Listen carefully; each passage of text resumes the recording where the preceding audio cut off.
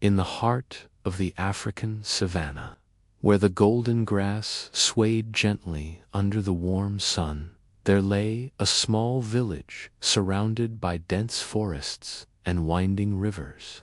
The villagers, simple people bound by tradition and superstition, lived in harmony with the land. Mud huts with thatched roofs dotted the landscape, and children's laughter often echoed through the dusty pathways. But beneath the surface of this serene village lay secrets. The elders feared to speak aloud. At the edge of the village lived a young woman named Amahal. She was known for her kindness and gentle nature, but life had not been kind to her. Widowhood had struck her early, leaving her to care for her infant child alone. Despite the hardships, she held hope in her heart, praying that her child would grow up surrounded by love and protection. Yet the whispers among the villagers hinted at a darker truth. One evening, as the sun dipped behind the horizon, painting the sky in deep oranges and purples, a sinister shadow crept over the village. Rumors had spread that Amal's child was cursed, a bearer of misfortune that could bring famine or sickness. Driven by fear and superstition, some villagers plotted a heart-wrenching decision. The infant must be buried alive to protect the rest. Amahal, unaware of the growing fear, sang lullabies to her child, her voice soft and comforting. But fate, cruel as it often seemed, had other plans. The elders met in the dim light of the central hut, debating the unthinkable. Each word weighed heavily, torn between morality and survival. Finally, under the cover of darkness, they carried out the chilling plan. The baby, wrapped in a thin cloth, was placed gently into a shallow grave at the forest's edge. Amahal, fast asleep in her hut, remained oblivious to the horror unfolding beyond her doorstep. As the villagers covered the grave with soil, a strange hush fell over the land. The usual sounds of nocturnal wildlife seemed muted, as though nature itself held its breath. Some elders whispered prayers, while others muttered under their breath, afraid of drawing the child's supposed curse. Fear mingled with guilt, creating an atmosphere thick with tension and unease. Yet, even in the darkness of tragedy, the land held a mysterious vitality. The soil beneath the infant's resting place seemed unusually rich, as if it hummed with a hidden life. A soft breeze rustled the nearby trees, carrying an eerie sense of anticipation. Something had begun, something beyond human understanding, something that would soon shock the entire village. Amahal awoke at dawn to the quiet emptiness of her home. Her instincts told her something was wrong. She searched for her child, calling out through the village, but the echoes returned hollow and empty. Panic surged through her, yet a strange calmness lingered in the air, as if the earth itself was conspiring to reveal a secret only it knew. The villagers avoided her gaze, their faces painted with guilt and fear, and so the stage was set. What seemed like a tragic ending would, in reality, mark the beginning of an extraordinary tale, one where life, death, and nature intertwined in ways that defied understanding. Little did Amahal and the villagers know, from the ground where tragedy had struck, something miraculous was about to grow, something that would challenge their beliefs, shake their fears, and ultimately transform the village forever. Night had fallen over the village like a heavy, velvet cloak, blanketing the dusty pathways and thatched rooftops in shadow. The air was thick with tension, carrying the smell of burning firewood from small cooking fires and the earthy scent of the surrounding forest.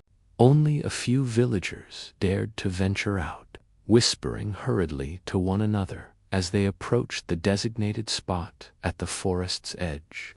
It was here, under the cover of darkness, that the tragic act would be carried out. Amel's child, unaware of the impending danger, slept peacefully in the small cradle woven from reeds. But fate had already marked the night for sorrow. The elders, their faces etched with worry and determination, led a group of villagers carrying the infant carefully in their arms. The moonlight filtered through the branches above, casting eerie patterns on the ground, and the forest seemed to lean closer. As though watching the scene unfold, they arrived at a small clearing just beyond the village, where the earth had already been dug. The grave was shallow, barely wide enough to contain the tiny body, yet deep enough to separate it from the world of the living. One elder, the village head, murmured a prayer, his voice quivering as he asked the spirits to forgive them. Others simply lowered the child into the ground, their hands trembling as they worked with quiet desperation as soil covered the infant. A strange stillness settled over the forest. The usual chorus of crickets, frogs, and distant animal calls vanished, leaving a profound silence that pressed down on the villagers' hearts. Some began to mutter incantations, trying to ward off any imagined curse, while others avoided looking directly at the grave, afraid that even a glance might bring misfortune. Yet, in the midst of darkness and dread, a faint shimmer of life began to stir beneath the surface. Tiny roots, unseen by the human eye, twisted and curled within the soil. A gentle warmth emanated from the earth, almost imperceptible, but enough to make the villagers shiver. It was as if the land itself had absorbed the innocence of the child, holding it close and preparing to reveal a secret too powerful for fear or superstition to suppress. As the villagers retreated back toward their homes, a few brave souls lingered at the edge of the forest, drawn by a strange pull. A soft rustle in the soil made them pause, hearts pounding in the night. Could it be the spirits? Or perhaps some supernatural force tied to the child? Fear wrestled with curiosity, and in that tense moment, the forest seemed to pulse with life, whispering promises of things unseen. Amahal, unaware of the burial, woke to an unsettling feeling that night. Her instincts whispered that something was wrong, yet she could not explain why. She walked to the edge of the village, gazing into the darkness where the forest loomed. Shadows danced among the trees, and a faint glow, almost imperceptible, flickered in the distance. Was it a trick of her eyes, or had something already begun to grow from the ground where her child had been laid to rest? The villagers, meanwhile, returned to their huts with heavy hearts. Some wept quietly, others prayed fervently, but all carried the weight. Little did they know, their actions, driven by fear and superstition, had set in motion a phenomenon that would surpass their understanding. From the very soil they had disturbed, life was beginning to emerge, life that would not be bound by their rules, fears, or expectations. The night deepened, and the stars above twinkled faintly, indifferent to the sorrow below. But the earth, rich with the energy of the savanna and the tragedy it had witnessed, was alive with possibility. Something miraculous, something strange, and something terrifying was about to break through the surface and challenge everything the village believed.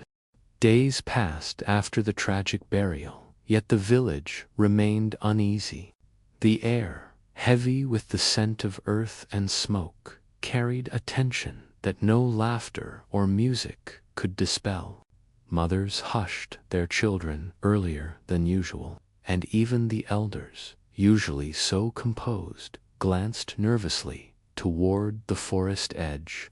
The soil where Amel's child had been buried seemed to hum with a hidden vitality, as though something beyond human understanding was stirring beneath the surface.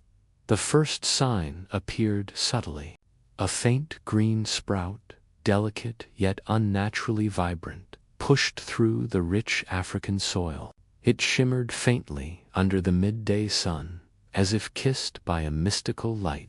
The villagers noticed it by chance. A young boy, chasing a goat into the forest, stumbled upon the tiny growth. He ran back, wide-eyed, shouting in a mix of fear and wonder. By nightfall, the sprout had grown taller, twisting toward the sky, as though it had been nourished not only by the earth, but by some unseen energy. It emitted a soft, otherworldly glow that illuminated the clearing with a pale, ethereal light. Shadows danced unnaturally across the nearby trees, and the gentle rustle of leaves sounded almost like whispers. Villagers gathered cautiously, drawn by curiosity, but held back by fear. Some whispered of witchcraft, while others claimed it was a miracle. The local herbalist, an old woman named Nia, examined the plant carefully. She could not recognize it. Its leaves shimmered like gold under the moonlight, and tiny buds pulsed with a soft luminescence. "I have never seen a plant like this," she murmured, her voice trembling. "It is not born of soil alone. Something extraordinary is happening here." As the days turned into nights, the plant continued to grow at an impossible rate. Its roots spread deep, entwining with the earth like the fingers of a sleeping giant, and its stem glowed faintly, visible even from the edge of the village. Animals, too, behaved strangely around it. Birds circled in tight patterns above, and nocturnal creatures seemed drawn to the clearing. As if compelled by some mystical signal, Amahal, tormented by the absence of her child, was both fearful and inexplicably drawn to the forest. Night after night, she ventured closer, her eyes fixed on the glowing growth. A mixture of hope and dread filled her chest. Could this be a sign of her child's spirit? Or was it some unnatural consequence of what the villagers had done? Every step she took brought a strange warmth from the earth, as if welcoming her presence while warning her to be cautious. Word spread quickly through the village. Villagers who had once plotted against the child now whispered in awe, their fear mingling with disbelief. Some began to leave small offerings near the glowing plant, fruits, flowers, and handmade charms. Others, paralyzed by superstition, refused to go near it at all. The clearing had become a focal point of both reverence and dread, a place where the boundaries between the natural and the supernatural blurred. As the full moon rose over the African savanna, the plant reached a new stage of growth. Its leaves unfurled like delicate hands reaching for the heavens, and tiny blossoms, each glowing softly, opened to the night air.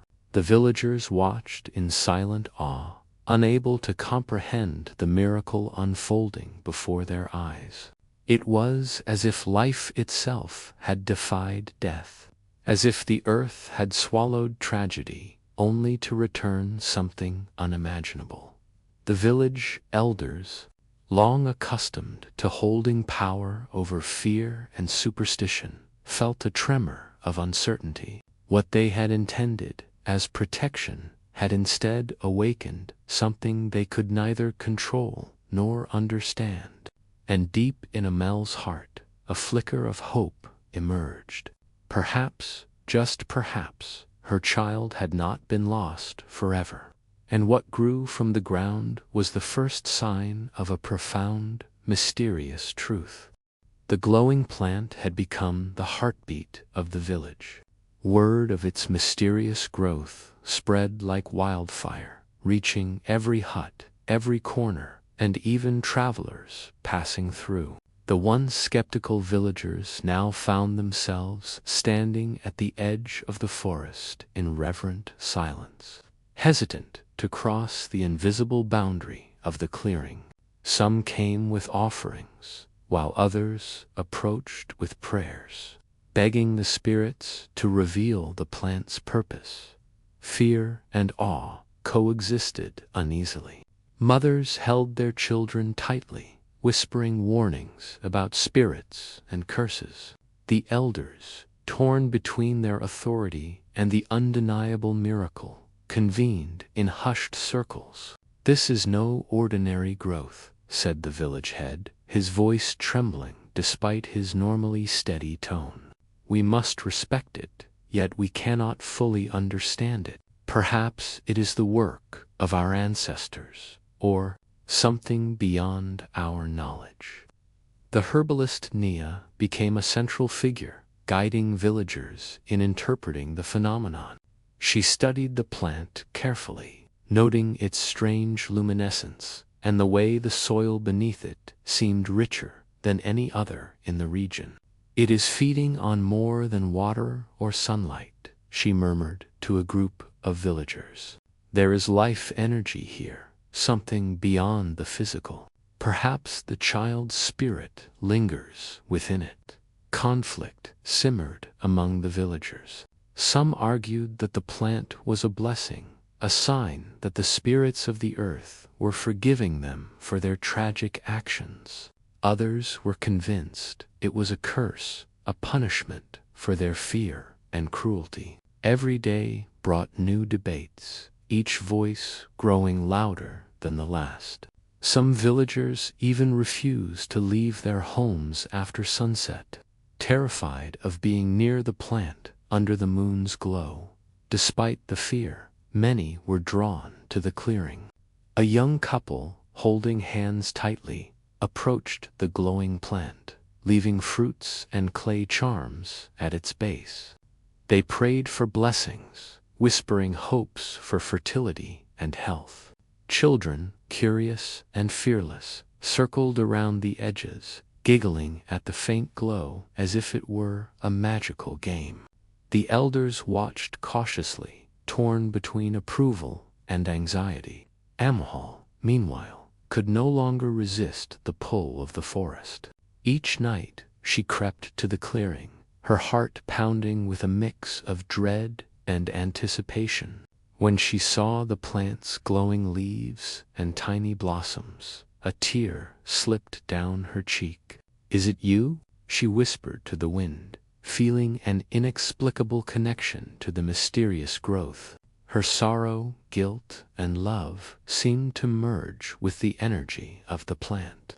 And for the first time since her child's disappearance, she felt hope. But not everyone welcomed Amal's presence. A few villagers muttered warnings about spirits, curses, and revenge from beyond the grave. "She must leave it be," they cried, their voices filled with fear. Yet the plant seemed unaffected by their words, growing taller, stronger, and more luminous with each passing night. The very earth beneath it pulsed with life, as though protecting the miracle it had been. The division within the village deepened. Families debated whether to revere or fear the glowing growth.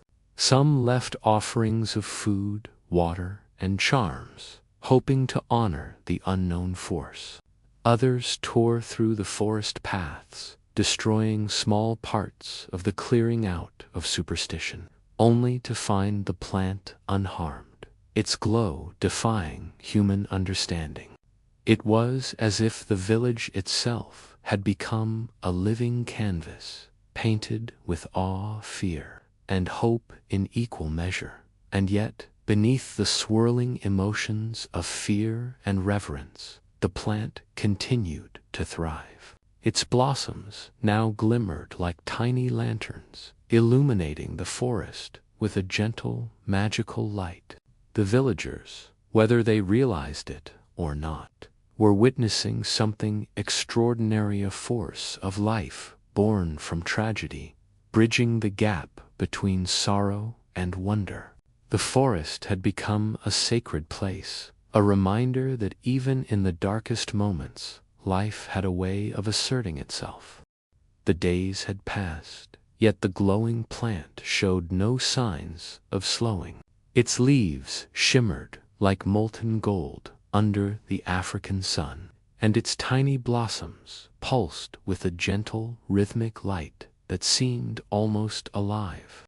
Villagers had long abandoned their doubts, realizing that this was no ordinary phenomenon. Even the elders, once bound by fear and superstition, now approached the clearing with cautious reverence. Amahal, drawn nightly to the miraculous growth, noticed something extraordinary.